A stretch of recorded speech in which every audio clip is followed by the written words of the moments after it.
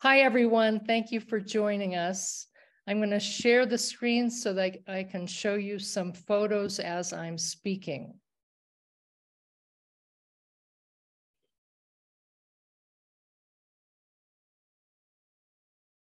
Sorry.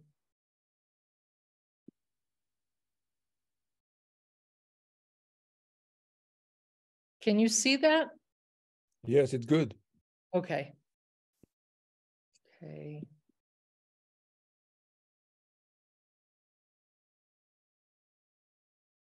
On April 13th, Minister of Finance Ivan Acosta presented the government's annual report. He said that during 2022, the government continued the program to fight poverty, their most important program, and also consolidated the path of economic growth. He highlighted the 2022 municipal elections, programs to fight poverty and increase security and safety, gender equity advances, Caribbean coast development, environmental policies, and more. US 76 million was provided to micro and small scale agricultural producers in 2022, 51.2% higher than in 2021. The GDP grew 3.8% and exports totaled 7.73 billion, almost 13% more than in 2021. The foreign minister of the Russian Federation, Sergei Lavrov, visited on April 19th and said that together with Nicaragua, they will continue to work hand in hand against interference and intervention. He congratulated Nicaragua on the celebration of the Day of Peace. Thanks to the efforts of Daniel Ortega, the country remains stable, he said. I would like to wish all Nicaraguans peace, prosperity, and stability. I am convinced that the bilateral relations between Russia and Nicaragua will facilitate this process. He referred to the establishment of agreements in areas such as education, transportation, agriculture, and health, especially production of vaccinations. There are many Nicaraguan students studying at Russian universities, he said. An international forum to fight against colonialism was recently held where Nicaraguans participated. Multipolarity is a process that cannot be stopped.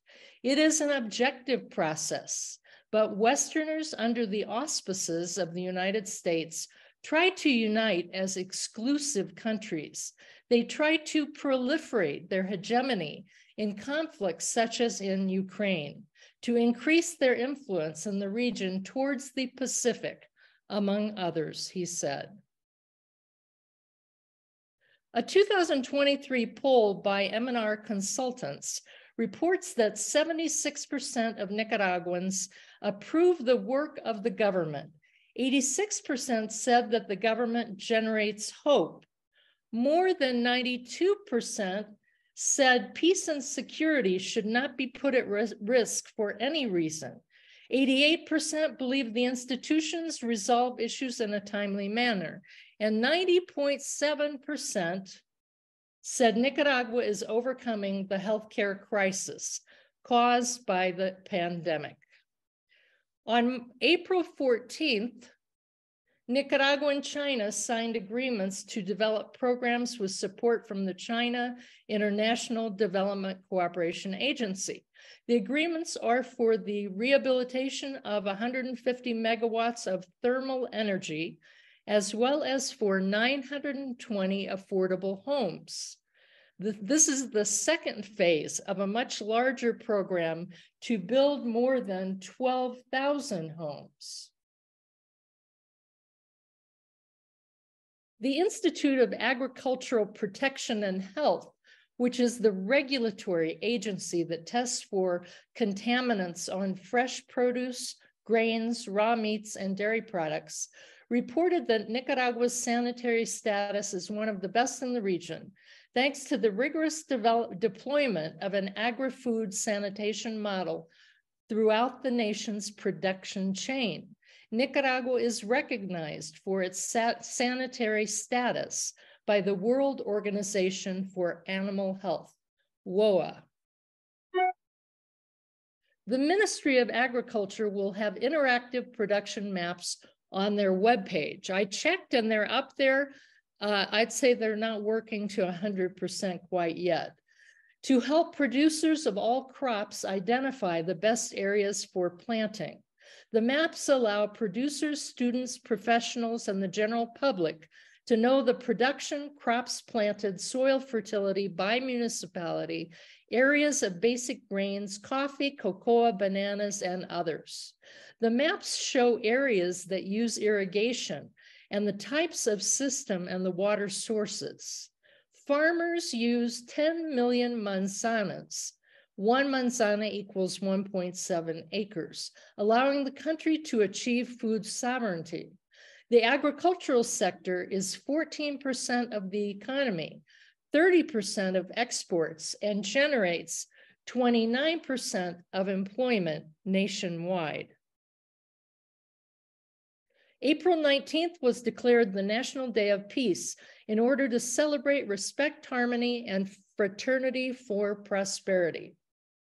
On the National Day of Peace and throughout the month of April, families, communities, organizations, and the state will implement actions and activities to celebrate the joy of living in peace. Dr. Porras, National Assembly President, said that since the triumph of the revolution, Nicaragua has faced continual U.S. war of aggression, and we preserve peace, not only in our territory, but also in the region, a fact that is demonstrated in all the different agreements signed by Nicaragua. Our vocation for peace has always been evident. 2 new high-tech operating rooms were inaugurated at the Berta Calderon Women's Hospital in Managua. In the womb surgeries, as well as surgeries on pregnant women with cancer, will be performed. The operating rooms have high-tech intelligent audio and video systems to watch live fetal surgery inside the mother's wombs. There is an amphitheater for training purposes. British teachers highlighted the quality of the education system in Nicaragua. British educator Heather Marcano said that the integral education that the students receive in Nicaragua reflects the reality of a country rich in culture, nature, and generosity. During the annual conference of the National Educators Union of the United Kingdom in April, members of the recent delegation to Nicaragua shared their experiences. Labor MP Christine Blower confirmed the union's commitment to continue the teacher exchanges with the Nicaragua Teachers Association, ANDEN, to support English as a second language education, to support English as a second language education, and also to deepen relations of friendship and solidarity between the 2 teachers' unions. The National Police in Buaco inaugurated a modern crime laboratory with scientific technical equipment to make analyses that are required in police investigations. The lab provides forensic criminalistics, including a department of ocular inspections of crime scenes and investigation of accidents, explosions, and more.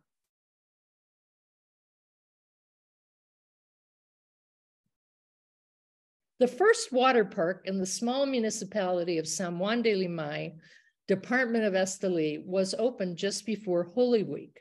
It has 2 pools and is the first stage of a much larger aquatic park, said Mayor Flor Maria Mendoza. High school students are participating in workshops on transgenic foods, GMOs, and their harmful effects on the environment and health as part of the celebration of the International Day of Science and Technology. They learn how GMOs lead to more resistance and how they damage other crops, the water, and the soil. The new Right to Choose and Duty to Respect booklet was presented to Christian leaders and other organizations in April. The objective is to promote love and unity in families. Foreign Minister Nan McCurdy said that since 2007, the government has promoted a solid model of diversity equity through actions that contribute to well-being in a diverse world with the duty to respect the diversity of all people. He said that this booklet is an instrument of peace to reaffirm that love in families allows them to find the way to accept the diversity of identities. All of us must foster respect within our own communities. And once again, Nicaragua was recognized by the Pan American Health Organization for having the highest COVID vaccination rate in the region, with more than 95% of the population fully and voluntarily vaccinated. The next three items I'm sharing with you because of recent disinformation about the church, about the government and the church in Nicaragua. There have been a lot of articles saying that Nicaragua wasn't allowing activities outside of churches. So here you go. This is in March. More than 40,000 attended an evangelistic crusade in Chinandega, and people were there from 13 municipalities. Also at the end of March, near the time of Holy Week, hundreds of families from different communities made a pilgrimage to the shrine of Jesus del Rescate in handmade carts pulled by oxen, a trip believers have made for more than 300 years to Popoyhuapa Rivas. Margarita Arcia, 90 years old, said that throughout her life, she has never once missed the pilgrimage. My mother taught me, and that's how I began going. She taught us to go see Jesus, who appeared on a mountain to a man who kept oxen. And I personally have seen this over many, many years. You're driving someplace and you see hundreds of people with these handmade carts and their oxen going to Popoyhuapa. And finally, Bishop Alvarez had a visit from siblings on March 25th at the National Penitentiary System in Tipitapa. Family reunions in these penitentiary centers allow families and friends to enjoy a moment of tranquility with their loved ones. Also within the penitentiary system, courses are offered for the inmates' education given by the National Technological Institute, INATEC. And as part of the guarantee of integral health for inmates, a new modern dental clinic was recently opened here. Thanks so much.